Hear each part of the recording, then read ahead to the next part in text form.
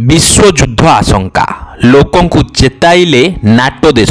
सूचना अनुसार रूस और यूक्रेन युद्ध को मंगलवार 1000 दिन पूरी बेले इतिमध्यरे यूक्रेन उपरे रूस अधिक आक्रमणात्मक होईची।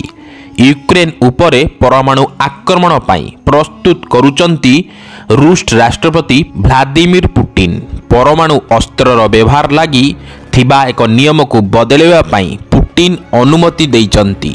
जदि कोनोसी देश कोनोसी परमाणु शक्ति संपन्न देश सह मिसी रूस उपरे आक्रमण करे तेबे एपरी परिस्थिति रे मस्को न्यूक्लियर अस्त्र व्यवहार करिपारिबो बोली संशोधित होइतिबा नियम रहिछि। एभली स्थले तृतीय विश्वयुद्धर आशंका बढ़ी जाइछि।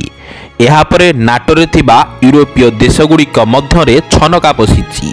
भयंकर युद्धर मुकाबिला पाई नाटो देशगुड़िक एहार लोकंकु सचेतन करिबा सह खाद्य पानीय भली जरूरी सामग्री गच्छित रखिबा पाई परामर्श देइछि। सूचना अनुसार रूस और यूक्रेन युद्ध आहुरी भयंकर होई पारे बोली आशंका करा जाउछि।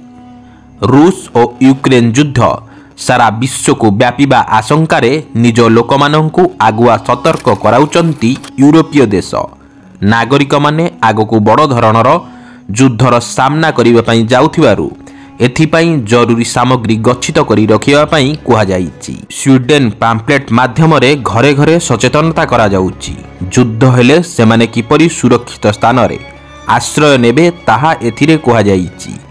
सेहीपरि नॉर्वे मध्य एहार नागरिकंकु एमरजेंसी वार्ता बांटीछि। सूचना थाउ कि यूक्रेन रूस कर्सेक केतेक अंचल माड़ी बसिथिबा बेले America army technical missile system व्यवहार करिबा लागि यूक्रेन को अनुमति देइछि। एही मिसाइल सिस्टम 300 किमी पर्यंत ठीक टार्गेट करि परिबो। रूस भितरे आक्रमण लागि यूक्रेन एही मिसाइल सिस्टम को व्यवहार करि परिबो।